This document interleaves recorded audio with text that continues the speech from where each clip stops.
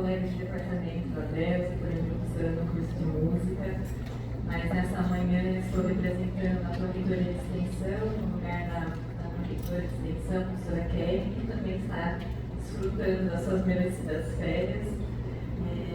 E aí queria agradecer esse convite por estar aqui, porque eu acompanhei a professora Andréa no processo, né, de elaboração desse projeto, aplicação, toda essa parte burocrática que precisa acontecer aqui dentro, né, dos nossos sistemas, dos nossos regimentos, que é um projeto maravilhoso que vem de fora, mas que também precisa se enquadrar nos nossos documentos internos, na nossa forma de fazer ensino, pesquisa e extensão, né?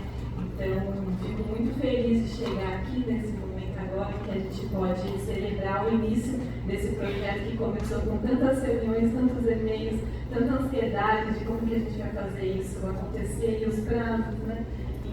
E eu fico muito feliz de chegar aqui e encontrar esse lugar tão colorido, tão cheio de formas, de texturas, de livros, de palavras. Eu não imaginava. Eu acho que eu estou acostumada a escutar muitos sons, né? A ter muitos sons. Adorei a playlist que estava tocando no início, assim, já foi trazendo uma energia, um vigor diferente. Então, com essa alegria que quero compartilhar algumas reflexões, e eu vou pedir licença para ler, para eu não ficar me perdendo no pensamento. O que eu queria compartilhar com vocês nessa manhã é uma reflexão que eu tenho tendo e que me parece bastante coerente com esse seminário.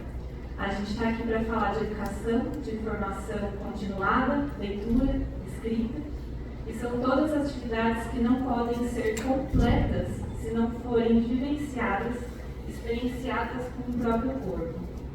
Todo mundo que está aqui, todos nós, né, de alguma forma envolvidos com a educação, a gente sabe que não importa quantos livros a gente tenha lido, quantas palestras a gente tenha participado, se a gente não coloca esse corpo para vivenciar tudo isso, ou se a gente não coloca em prática, esse conhecimento é só informação, ele não é aprendizado. Na área da educação musical, que é a minha área de formação, atuação e pesquisa, tem um artigo que é bastante comentado de uma pesquisadora da UFPB, chamada Naura Pena, que ela fala sobre os modelos de formação de professores e de música, e ela apresenta uma metáfora sobre uma escola de natação. Essa metáfora não é dela, é de Jacques Busquet, mas achei que fazia sentido compartilhar com vocês. Então, um exercício de imaginação agora. Imagina uma escola de natação que se dedica a ensinar anatomia e fisiologia da natação, psicologia do nadador, química da água e formação dos oceanos, custo unitário das piscinas por usuário, sociologia da natação, classes sociais, antropologia da natação, o homem e a água, e ainda a história mundial da natação dos egípcios aos dias atuais. Tudo isso, evidentemente, à base de cursos enciclopédicos, muitos livros, além de giz e quadro negro, porém sem nenhuma água. E uma segunda etapa, os alunos nadadores seriam levados a observar durante outros vários meses nadadores experientes. Depois dessa sólida preparação, seriam lançados ao mar em águas bem profundas em um dia de temporada. Vocês conseguem imaginar? Por acaso vocês passaram por algum processo formativo semelhante como esse? A gente pode trocar a escola de natação, né, e esse conteúdo natação por qualquer outro tema. Nesse texto da Maura Pena ela troca por música, mas aqui vocês podem traduzir por leitura e escrita também. E se a gente está todo mundo aqui envolvido com esse processo de ensinar e aprender, então, pela reação de vocês, eu já sei que não é nenhuma surpresa que eu vou dizer. Informação não é suficiente. E aí, em tempos de artificialidade, eu não estou falando de inteligência artificial, não estou demonizando essas tecnologias, não é? Estou falando de artificialidade, né? Onde a informação é fabricada, simulada, forjada, que parece E aí eu também não preciso dar exemplos, porque eu imagino que vocês consigam imaginar o que eu estou falando. Vocês devem imaginar, assim, que essa artificialidade está cada vez mais se alastrando, vamos dizer assim, ganhando mais espaço, né? Tem me parecido cada vez mais necessário resgatar aquilo que é vivo, orgânico e espontâneo. E por isso que eu fiquei tão feliz de ver tanta vida, tantas coisas, tantas formas. E aí nesse cenário, então, eu tenho me questionado, até por ser formadora de futuros professores, qual que é o papel da universidade pública.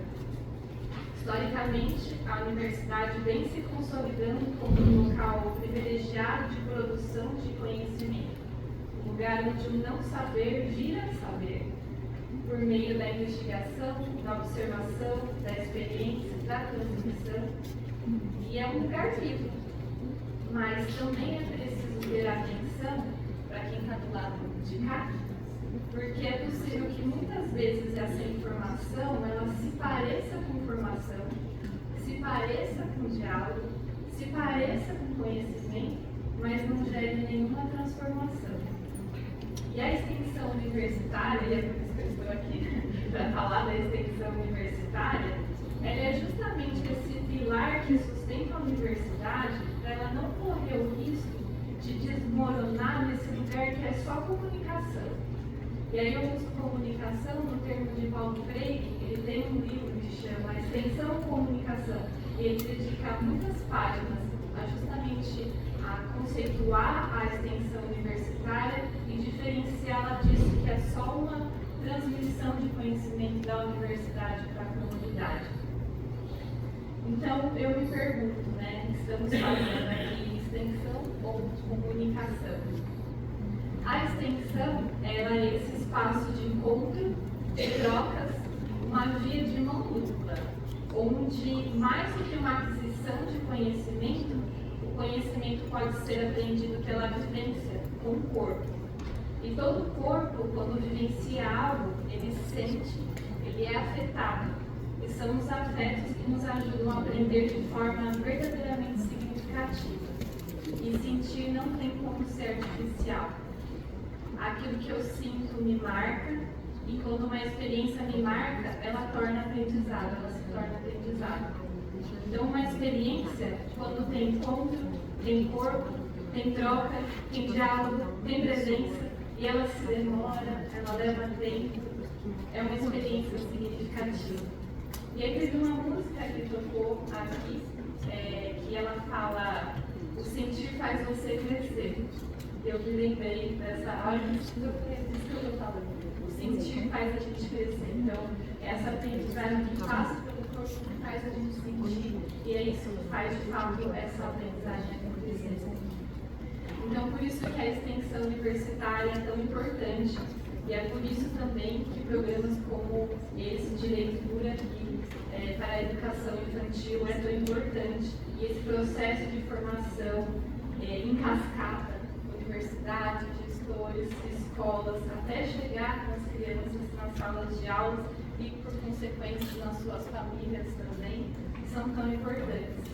E é por isso que eu desejo que esse momento seja uma formação de muito diálogo entre a escola e a universidade, de produção colaborativa do conhecimento, de experiência, de prática, de transformação pessoal e coletiva, de troca de saberes, sobretudo de aprendizagem real e viva.